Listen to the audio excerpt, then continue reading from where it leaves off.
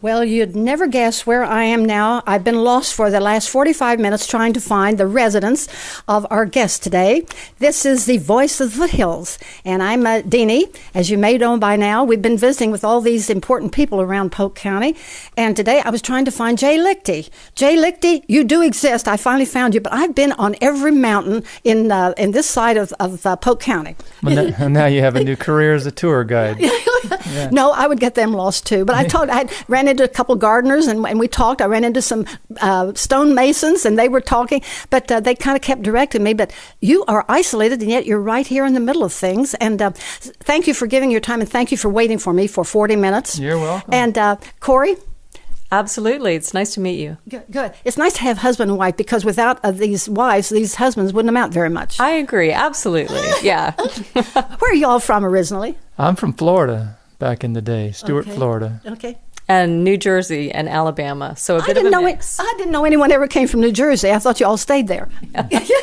Thankfully, I didn't. So, well, anyway, we're glad you're here. You came here, the two of you, how long ago? I've been in the Tryon area since the early 80s. So okay. Why did you pick here? Horses at the time. It was one of my family members was into horses. Oh, from horses to guitars and ukuleles and whatever. Mm-hmm. That's quite a you still love them, though. I love the ukuleles and the guitars. Better. They're a lot easier to keep up than a horse.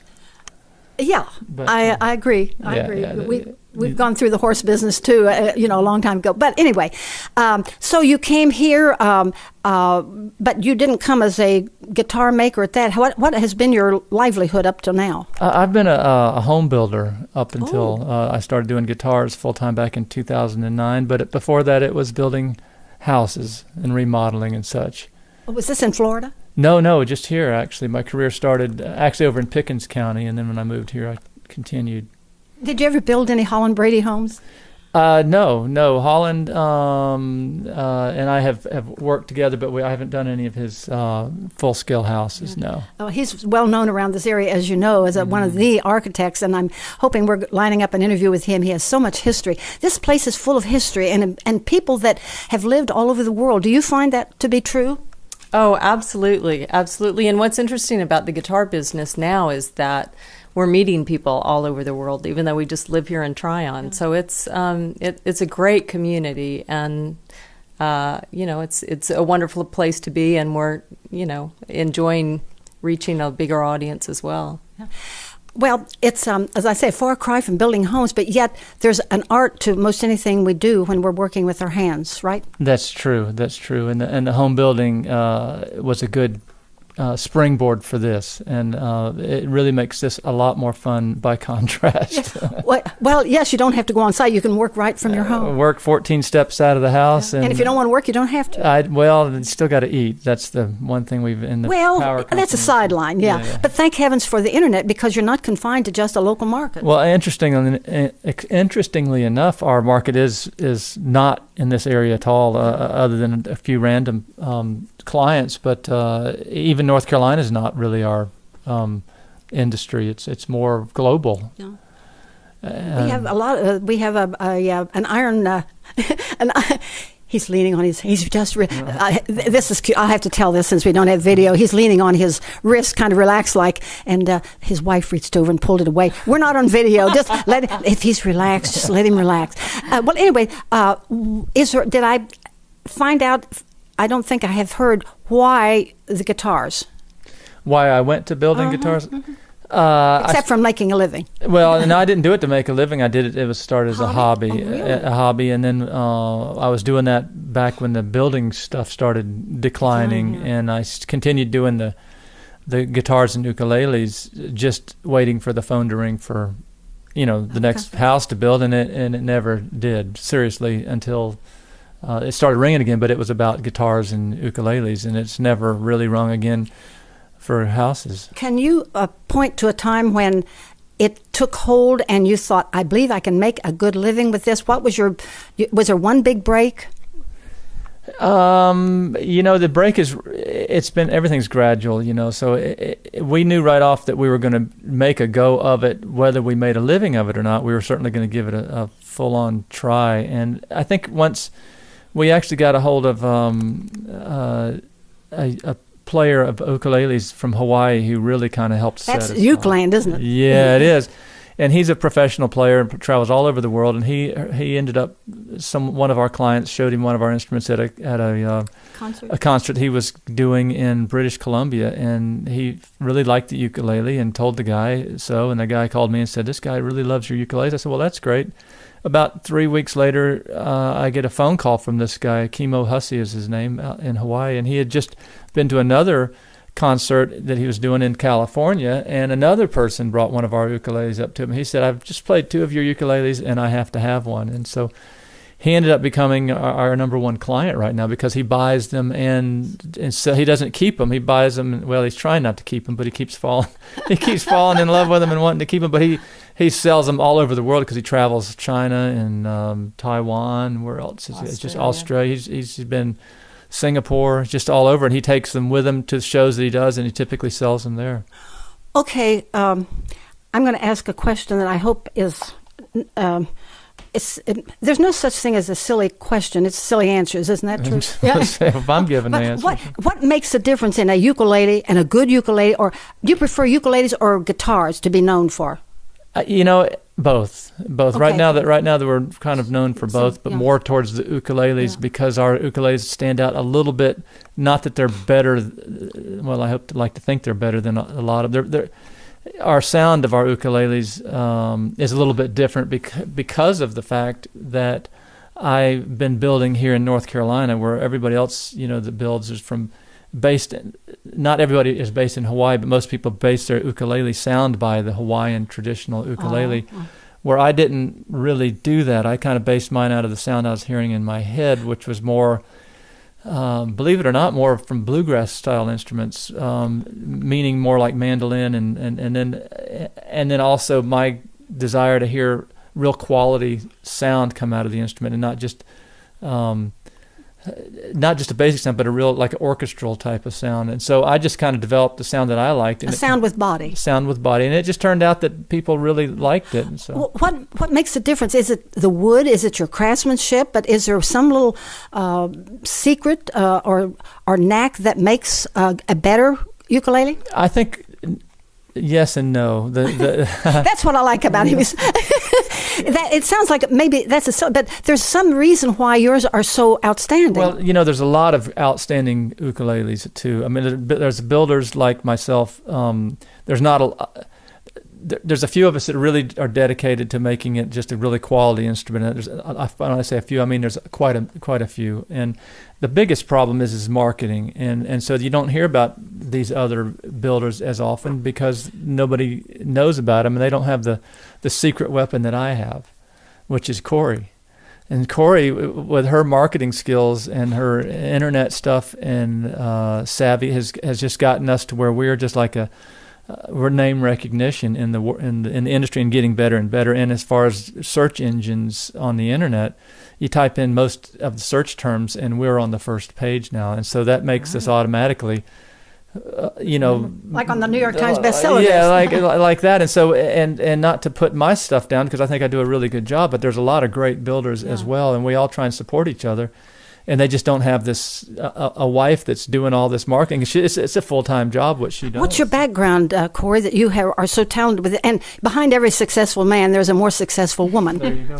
My background is really mixed, and I think that's why this works. I didn't really do photography before this, but when Jay started building guitars, I realized I needed to take good pictures of the good guitars. And so I just learned, and I hadn't really done video or, so you just, when something presents itself, it's, all right, well, I need to learn that, just like Jay learned how to build the instruments. So we've really both learned new skills together, and Well, you didn't have any particular teacher of this, or was this something, are you self-taught? I'm basically self-taught, but I've had some help along the way. The industry is really supportive of itself, and so anybody you ask pretty much that does what I do is forthcoming with the information, and And so I've had people like Wayne Henderson's the guy that taught me my first guitar, and he's a real well-known builder out of Virginia. Mm-hmm. And then I've subsequently taken some courses out in California and Oregon with other builders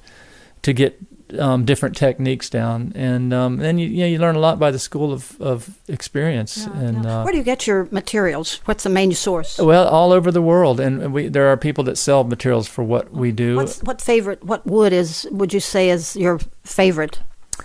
God, all of them. I can't really. That's like saying which child is your favorite. I like. These are your children. They are our children. I like the rosewoods probably better than the mahoganies for sound, but it depends on what type of music I'm playing. Yeah. Do you have a certain type of instrument that you make for a certain type of music? In other words, bluegrass, you might make a stringed instrument a little differently than you would for a concert violinist. Exactly. I try and make all of our instruments where they're adaptable, and they're mainly they're solo type instruments. So if you're just playing that by itself, it is enough, as opposed to being an accompaniment instrument, where like with bluegrass instruments, typically you're wanting something that's going to cut through and be different than the other instruments in the band, because otherwise you can't hear it. Like a mandolin's going to have that high shrill sound, a banjo's got the twangy sound, and which is very necessary. Otherwise it would just be this, you wouldn't be able to distinguish between it. I build my instruments so that they can be played in a band environment, but most of the time, most of our customers, I guess, do more solo type of playing. Well, and I think that's one thing that really sets Jay's instruments apart, is that most of what he builds are custom. And so a customer will come and say, this is the type of music that I play, this is the sound that I want, and they'll work together picking out the woods and all of the different aspects, so that Jay's building an instrument specifically for what that person wants to play, what kind of sound they want. And that really sets him apart from a lot of builders. Who would you like to have made?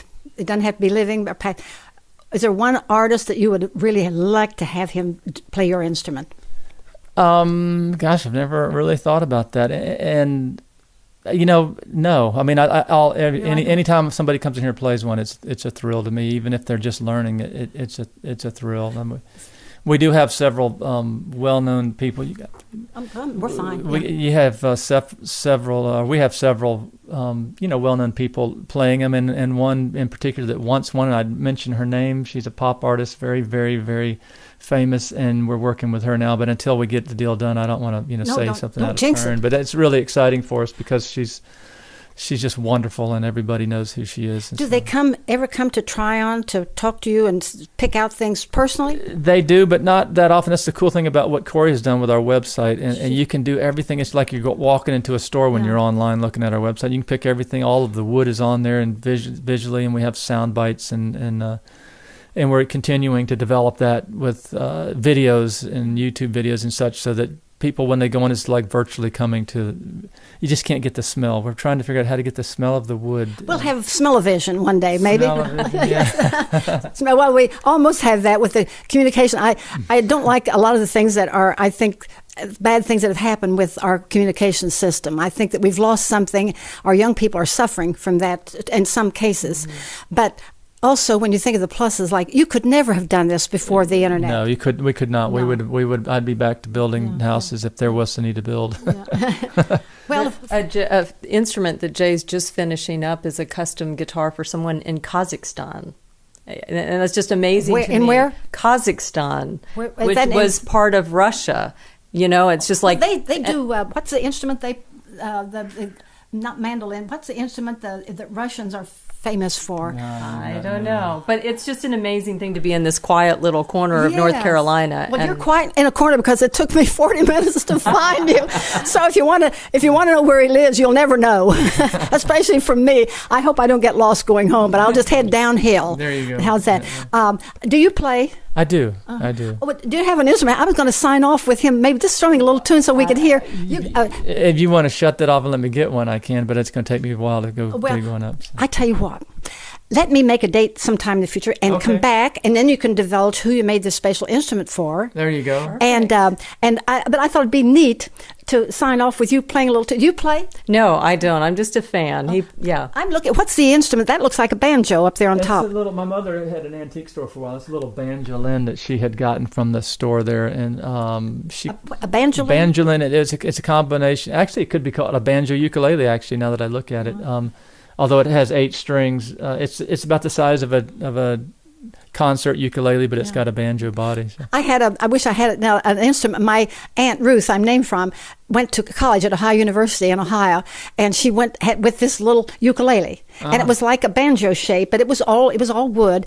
And I don't know whatever happened to that when I married, and my mother probably gave it away. I don't know, but I wish I had that now because I would love for you to hear it.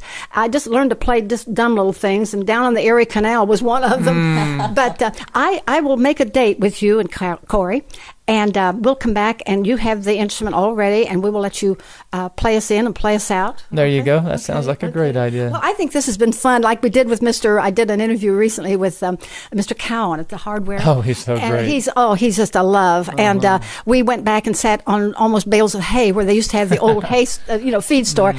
And I had him sign on, and we signed off with the train. Yeah. I said, the train's come, we better get out of here. But it was just a delight. That's why this place is so special, with people like you and Mr. Cowan and so many of the other people have been kind enough to let me intrude on their privacy and let the world know, because we're a dot on the map, but we're crossroads of the world. There you go. And we hope that you succeed beyond expectation. And one of these days we'll say, well, we knew when he was just starting in this business, and you were kind enough to let us come and visit with you, Jay. Our pleasure. Thank you. My pleasure, and thank you, Thanks Corey. so much. Okay, and just hang in there, and we'll be back again with another real interesting person. So keep listening to listening, and you don't watch it, but you listen to the Tryon Daily Bulletin. And let us hear from you. We'd like to know. And if there's anyone you'd like to hear from or like for us to interview and find out a little bit about them and their talents, let us know. You can reach us through the newspaper, the Tryon Daily Bulletin. Till then, the Voices of the Foothills is going to sign off for now. And thanks for joining us, and have a real good day.